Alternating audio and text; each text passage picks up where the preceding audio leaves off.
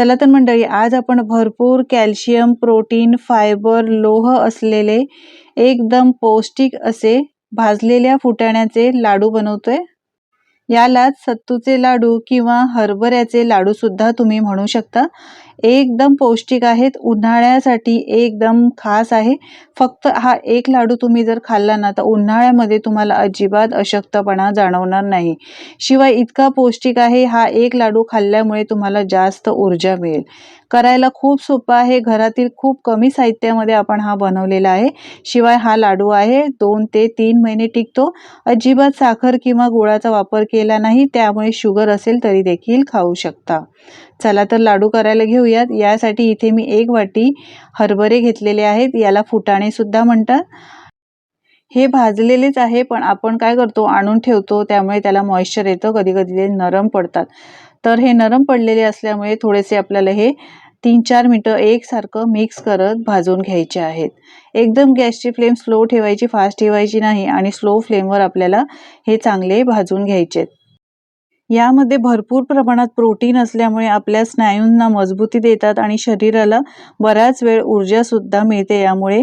शिवाय फायबर भरपूर प्रमाणात असल्यामुळे पोट भरलेलं राहतं आणि वजन सुद्धा आपल्याला कमी करता येतं, कारण यामुळे भूक वारंवार लागत नाही।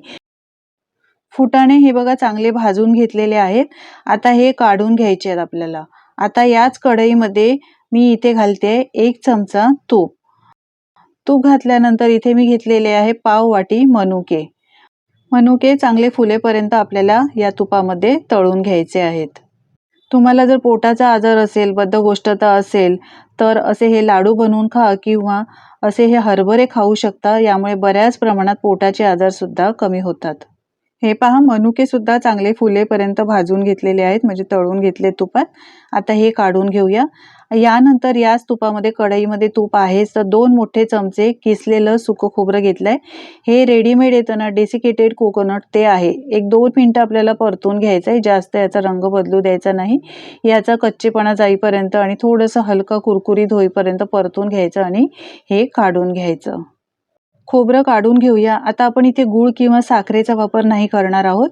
तर हे लाडू बनवण्यासाठी इथे मी 100 ग्रॅम खजूर घेतलेले आहेत। आपण इथे मनुके पण जास्त प्रमाणात घातलेले आहेत, मनुके गोडच असतात, त्यामुळे इथे मी खजूर घेताना 100 ग्रॅम घेतलेले आहेत।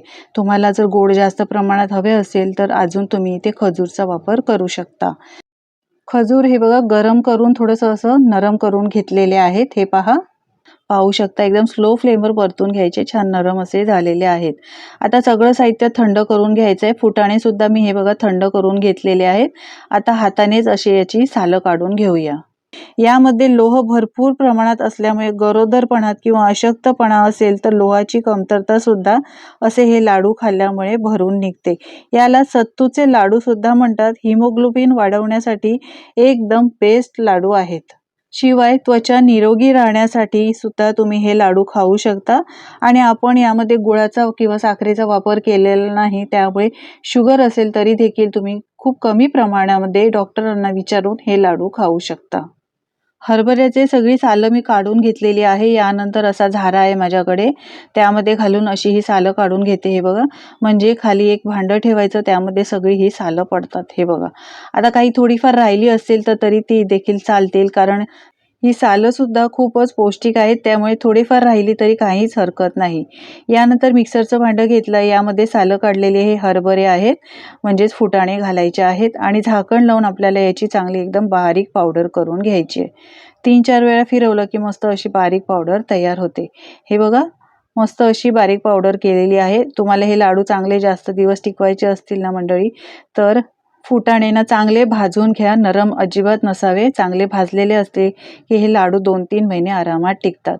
आता यामध्ये खजूर आपण जे परतून ठेवले होते तुपावर ते घालायचे, पूर्णपणे थंड करायचे आणि नंतरच या मिक्सरच्या भांड्यात घालायचे आणि बारीक वाटून घ्यायचं। तुम्ही पाहू शकता मस्त अशी बारीक पावडर तयार झालेली आहे। आता ही पावडर आहे ती आपण एका भांड्यामध्ये काढून घेऊया।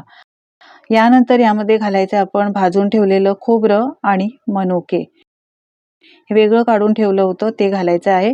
आता घालते यामध्ये काही पौष्टिक बिया, सूर्यफुलाच्या, कळिंगडच्या आणि भोपळ्याच्या बिया. या माझ्याकडे तळलेल्या होत्या म्हणून मी त्या घातल्या आहेत. तुमच्याकडे तळलेल्या नसतील तर त्या थोड्याशा हलक्या तुपावर तळून घ्या आणि त्यानंतरच यामध्ये घाला. कारण याआधी सुद्धा मी लाडू बनवलेले आहेत आणि त्यासाठी ह्या बिया वापरलेल्या होत्या, म्हणून एक्स्ट्रा होत्या त्या मी आता यामध्ये घातलेल्या आहेत. आता खाली याला फ्लेवर येण्यासाठी 1 चमचा लहान 1 चमचा वेलची पावडर आणि सगळं साहित्य व्यवस्थित मिक्स करून घ्यायचं. हे बघा या पद्धतीने. आणि मिक्स केल्यानंतर चेक करायचं आहे लाडू वळले जात आहेत का, याला बाइंडिंग चांगलं येतंय का. तर हे बघा बाइंडिंग छान येतंय. तुम्हाला असं वाटलं की याला बाइंडिंग येत नाही तर यामध्ये 2 चमचे साजूक तूप गरम करून घालायचं आणि त्यानंतर मिक्स करून घ्यायचं आणि या पद्धतीने थोडं थोडं मिश्रण हातावर घेऊन लाडू वळून घ्यायचे. तर मला इथे तुपाची अजिबात गरज वाटलेली नाही. मस्त असे झटपट लाडू वळले जातात. हे बघा. आता तुम्हाला लहान आकारात हवे, मोठ्या आकारात हवे त्याप्रमाणे तुम्ही हे लाडू बनवू शकता. तर हे मी मीडियम आकारामध्ये लाडू बनवलेले आहेत. 1 लाडू बनवलाय. आता तुम्हाला अजून 1 लाडू बनवून दाखवते. तुम्हाला माहिती आहे का, हे भाजलेले फुटाणे आहेत ते शरीरासाठी किती फायदेशीर आहे. आपल्या शरीरासाठी उन्हाळ्यामध्ये खाण्यासाठी कूलिंग एजंटचं काम करतं. शरीर हायड्रेट ठेवतं, लगेच ऊर्जा आपल्याला यामुळे मिळते आणि पचनक्रिया सुधारते. शिवाय भरपूर फायबर असल्यामुळे वजनसुद्धा नियंत्रणात राहतं. मधुमेह असेल, त्वचाविकार असेल तर ते सुद्धा नियंत्रणात राहते. आपण फुटाणे भाजून सत्तूचं पीठ बनवलं आहे. तुम्हाला माहिती आहे का, उन्हाळ्यामध्ये सत्तूचं एनर्जी बूस्टर ड्रिंक बनवून पिलं जातं. म्हणजे हे किती फायदेशीर आहे. उन्हाळ्यात सत्तूचं ड्रिंक म्हणजे एनर्जी बूस्टर आहे. खूपच पारंपरिक हा पदार्थ आहे आणि बरेच जण घरोघरी हे बनवून पितात सुद्धा. शिवाय आपण इथे लाडू बनवलेले आहेत तर तुम्ही हे लाडू नक्की या उन्हाळ्यामध्ये ट्राय करून बघा. सगळे लाडू मी बनवून घेतलेले आहे. पाहू शकता रंग किती सुरेख आलाय, बाइंडिंग खूप छान आलेली आहे. जास्त वेळ बनवायला लागत नाही. बिगनर असाल तरी देखील तुम्ही बनवू शकता. खूपच पौष्टिक लाडू आहे. तुम्हाला सुद्धा या उन्हाळ्यामध्ये फिट राहायचं असेल तर मंडळी असे हे भाजलेल्या फुटाण्याचे लाडू म्हणजे सत्तूचे लाडू बनवून बघा आणि खाऊन सुद्धा बघा आणि त्यानंतर तुमचे अनुभव माझ्यासोबत शेअर करा. चवीला इतके भारी झालेले आहेत ना की मी तुम्हाला सांगूही शकत नाही. आपण यामध्ये गूळ साखर वापरला नाही, खजूर वापरलेला आहे, त्यामुळे अजूनच हे पौष्टिक झालेले आहे.